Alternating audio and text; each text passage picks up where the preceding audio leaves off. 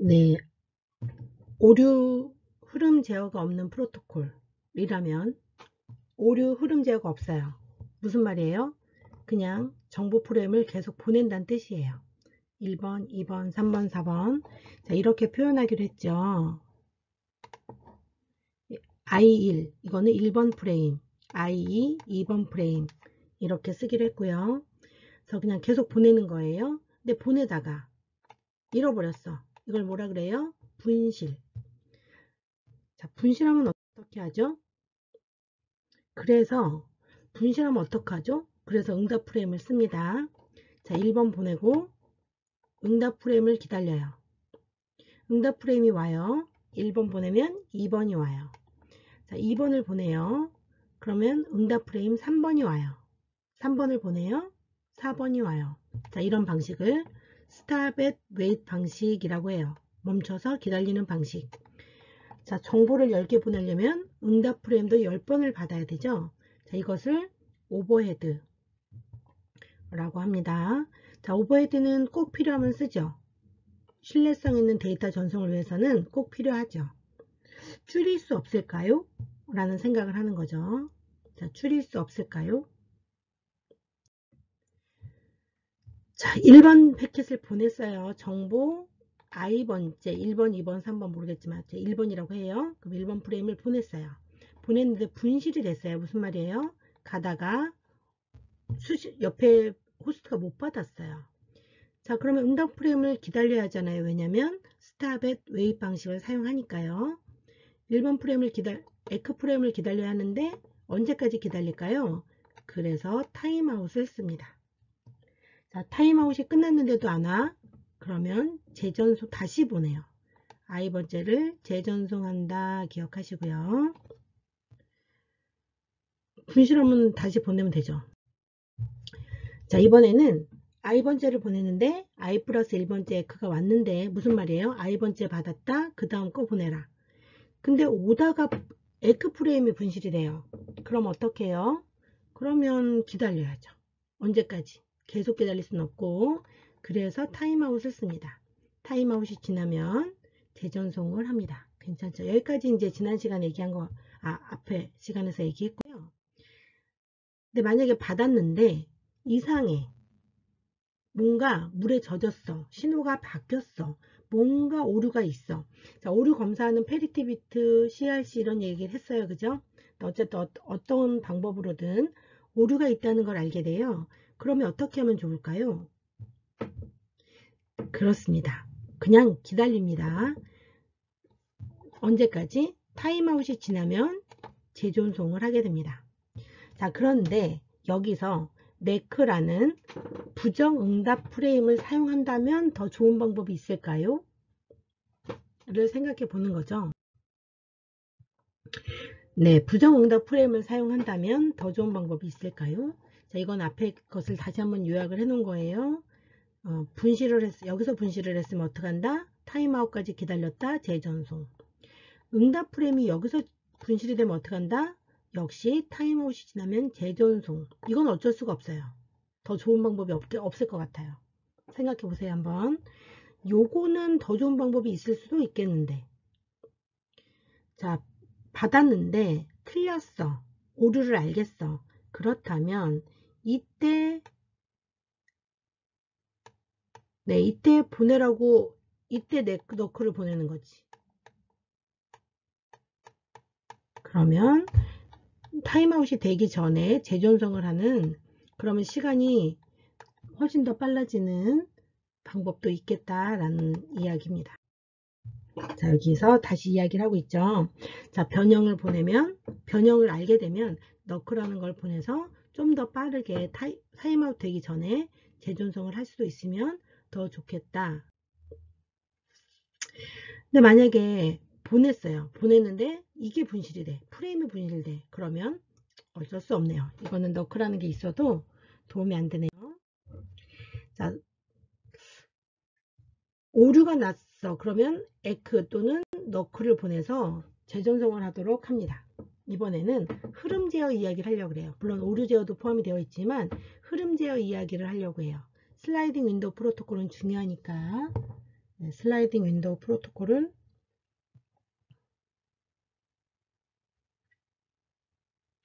중요합니다.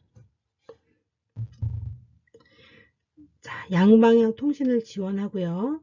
오류 제어와 흐름 제어 기능을 모두 지원합니다. 자, 오류 제어는 앞에 거의 비슷하고요. 흐름 제어가. 자, 흐름 제어가 뭐죠? 속도가 빠르면 빠르다. 속도가 느리면 느리다. 라고 알려주는 거예요.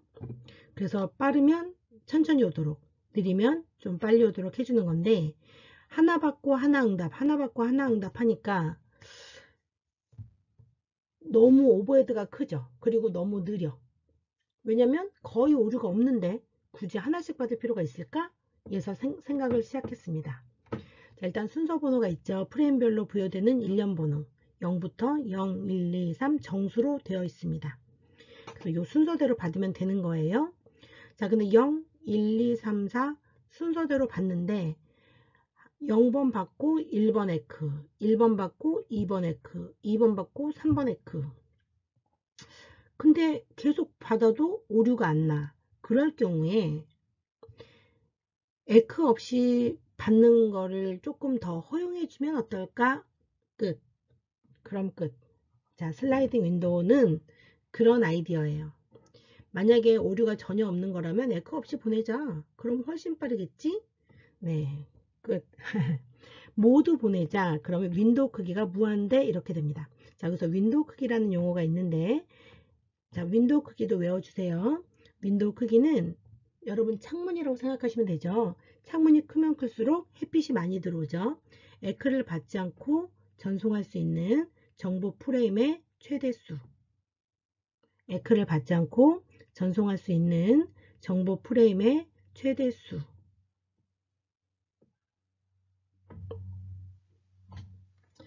그러니까 윈도우 크기가 크면 클수록 에크 없이 더 많은 데이터를 받을 수 있다. 기다리지 않고 계속 보낼 수 있다. 이런 뜻이죠.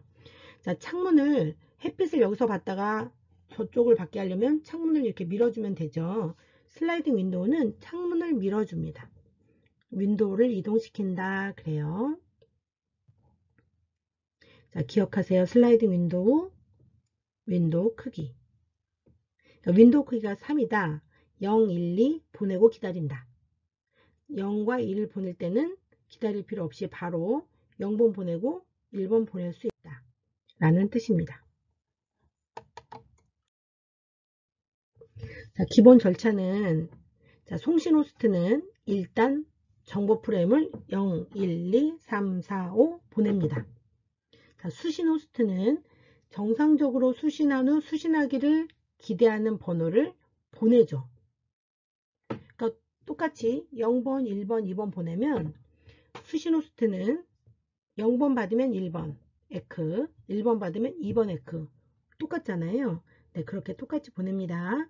그럼 송신 호스트는 송신 윈도우에 전송은 되었지만 긍정응답이 회신되지 않은 프레임을 보관합니다.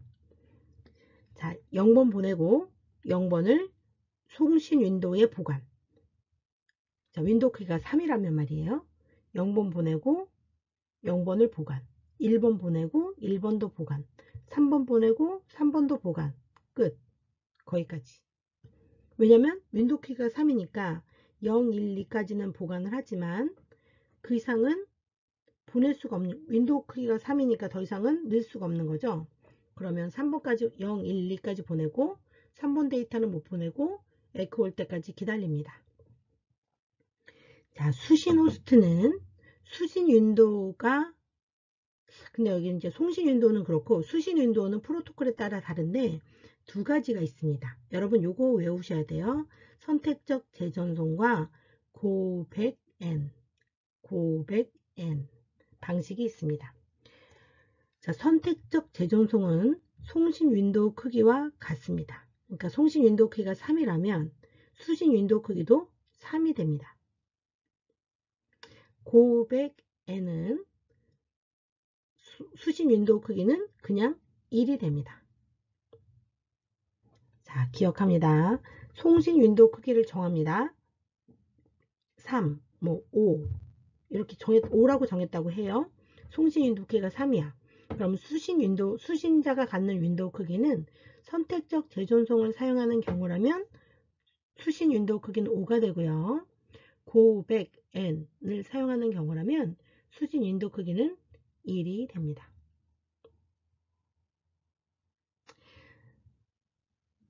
자, 여기까지 하고 또 다음 3회차에서 수업을 슬라이딩 윈도우 프로토콜에 대한 이야기를 더 진행하도록 하겠습니다.